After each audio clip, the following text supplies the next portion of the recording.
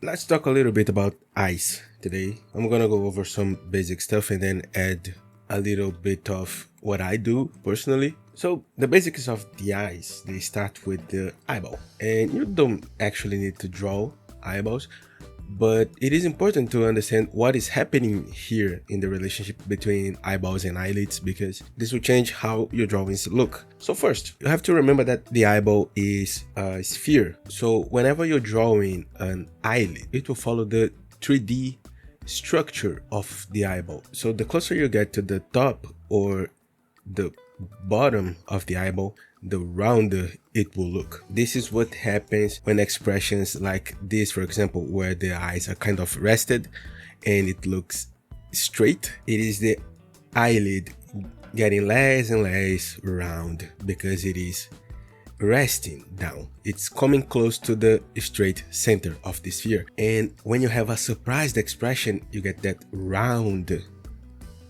eye. Like this here, because this round expression is the eyelid going closer to the rounder side, is the eyelid going up and then wrapping around a point of the sphere that looks rounder in this angle. But the interesting thing to keep in mind 3D wise is when you're drawing some 3/4 view, maybe it's important to consider the 3D volume, because again, eyelid will wrap around the eye, and the eyelid, it has its own volume. It's not just a thin line, it's kind of a thick line around the eye to both sides. So there is a 3D volume here happening, and it affects the look of the eyes, mainly in angles like 3/4. You will always want to change up a little bit what you're doing. So if you have an eye that looks like this from one side, you will want this part to be a little bit extended, just a little bit, and this part will be kind of cut at some point to give space to the roundness of the eyeball. And the same will happen on the other side. And this is what brings a sense of 3D on the eyes, but that depends on how your face is turning, because if it's looking kind of turned, but it's still looking up front, you don't have that much of space for the eyeballs. And the other thing is about angles. When you're looking at an eye from below, for example, let's do it here.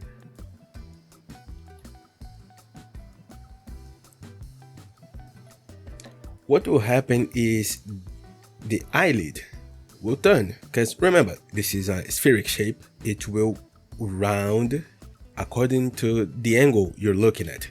So when you're looking from below, like this, an eye looking at an eye, you have the eyelid wrapping around the spheric shape. This is a thing that a lot of people have difficulty on doing when they're drawing, because making eyes looking from below is kind of a weird thing to do. It's kind of unnatural, and you have to consider not only the roundness of the eyelids, but also the volume of the eyelid, because the spheric shape of the eyelid will overlap the skin. So something that would look this big will start to look kind of thinner, because this whole area is overlapping this area. The basic 3D construction of the eyes, hyper simplified, can look something like this.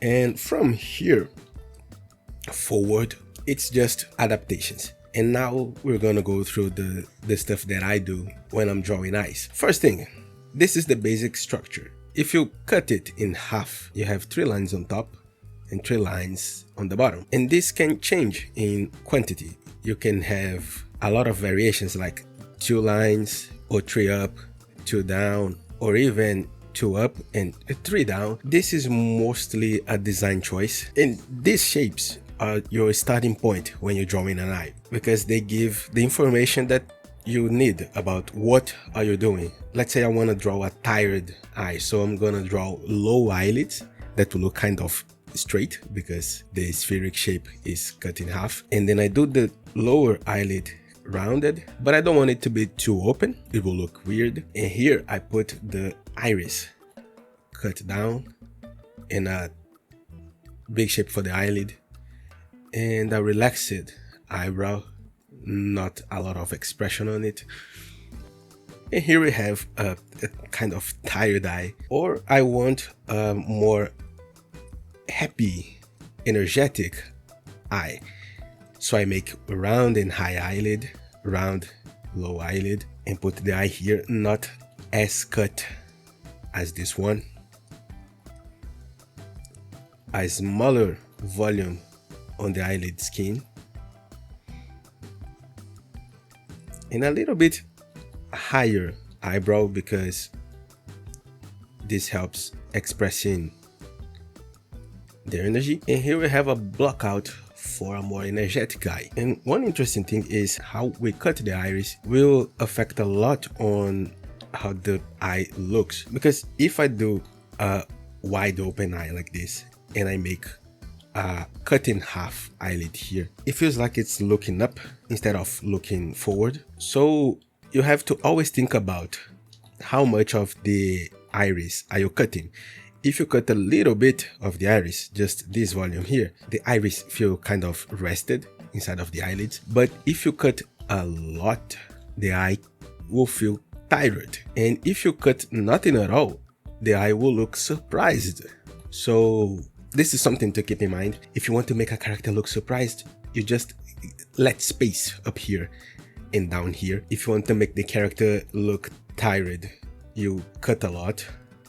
And if you want to make a character kind of neutral, you cut a little bit, just a little bit. This changes a lot about how your character look. Now the inclination, the eyes I draw, they rarely are just balanced in a shape sense. They are not like equal in everything. I always give some tilt in some direction to make the eyes look unbalanced in a way, because this gives a lot of personality, mainly when you're drawing with two lines up and down like I did here, or with simple lines. It's not that balance is a bad thing, but it's just my preferred way of drawing is taking off balance. If I do big on the upside of the eye, I will do it small on the downside, so I have this difference in proportion. If the peak of the eye is more to the right here, on the bottom side the peak will be more to the left. This is the kind of thing that gives a little bit more of personality to the eyes. Now, one other important thing that would tell a lot about personality of your character through the eyes is the tilt, is the inclination of the eye. If you have eyes that are inclined inside, something like this, they look kind of predatory, energetic, active. But if you have negative inclination, then the inside part of the eye is higher than the outside, you have the opposite effect. It will look kind of tired, docile, or even sad. But we can have also neutral. I did neutral here, I kind of did neutral here, and I combined the neutral inclination with a balance that make it look kind of docile, because this is another key of drawing eyes. If the peak is more to the inside part, it looks more docile. But even if the inclination is kind of neutral, if you bring the peak more to the outside, it looks kind of aggressive. Imagine that this is the inside part of the eye.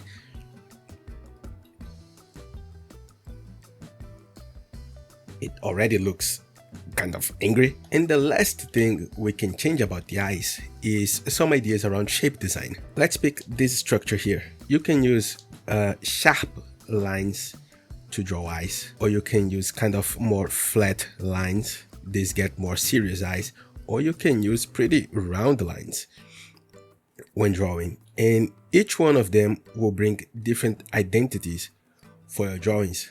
The trick is focus not so much on how curved or straight your lines are. Focus more on these angles, because open angles feels kind of wider and flatter. And focus also on the amount of lines that you're using, because you can have this straight kind of structure and it will look sharp if you use only 4 lines, but it will look kind of more flat and tired or mature if you use 6 lines. So this is 4 lines, this is 6 lines, and they communicate different ideas of personality here. The same is true for angles. If we pick this same sharp structure here and we draw a more open eye, these angles, they're getting wider here, and this changes how the eye will look. This looks more sharp and aggressive. This looks more kind. So now, how do you practice drawing eyes? You can draw faces, full faces. A trick that I usually do is a simple block out for the face, then I hyper simplify the nose and hyper simplify the mouth, and then I just focus on the eyes with more details. This is something that I like to do a lot, but if you don't want to do that, you can just draw floating eyes. I like drawing pairs because this forces you to pay attention to the alignment of the eyes, the proportions as well, and also the 3D sense. When you're drawing this 3/4 position here, you have to think about what you're doing. So let's say I want to draw some kind, maybe energetic eyes here. The eyebrows don't matter that much in this exercise. We're focusing on eyes. So now I have to bring the other eye there, and this is a 3/4 position. What I do is always the same trick. I pick the internal side and I redraw it longer. And then I cut the eye there.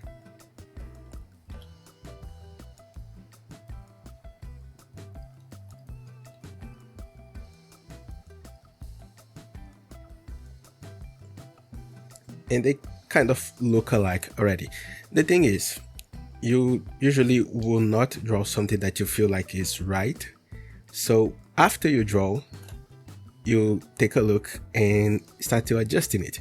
So I felt like it was too close together, so I made it more separate. And a rare thing that I did right this time is that I kind of nailed the position of the irises.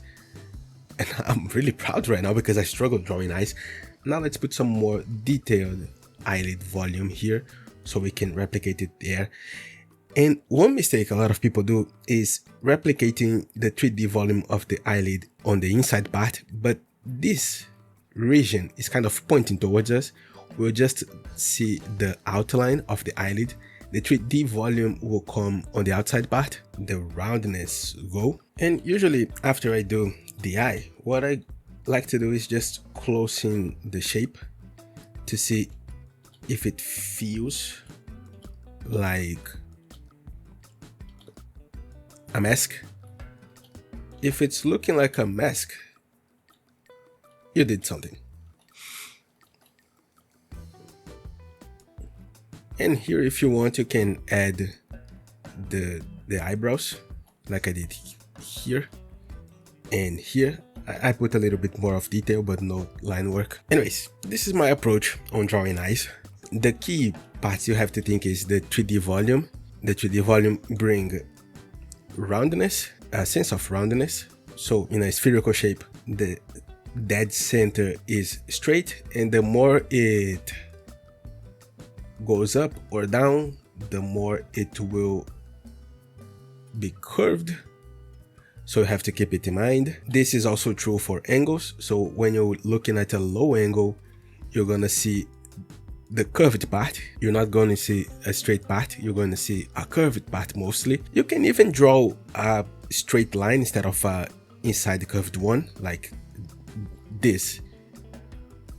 This already looks like an eye that you're looking from below. You don't need to exaggerate the curve, but then you do you. Then the eyelid and how it cut the eyes. So the eyelid's cut. The idea around shape design, basically inclination, how the positive inclination looks kind of more active, more dangerous, while the negative inclination looks kind of tired or docile. So we have inclination here. And shape design in a sense of sharp versus flat versus round, and the amount of lines you use. And to practice all that, you can just isolate a pair of eyes. If you feel a real big difficulty on drawing eyes in pairs, try to draw one single eye in different angles, and when you get used to drawing in different angles, you can pair them up. But usually this is simple enough that you can do pairs. Focus on front, three-quarters and side views, because this is the most common thing you do. Even when we draw people in perspective, we tend to cheat a little bit and make the character look towards the camera so we don't have to draw perspective in the face. So this is basically everything you need to start practicing eyes. This is all I do, all my drawings. The rest is just small details and line work. I want to make a video around line work someday. But yeah, the result can look something like this.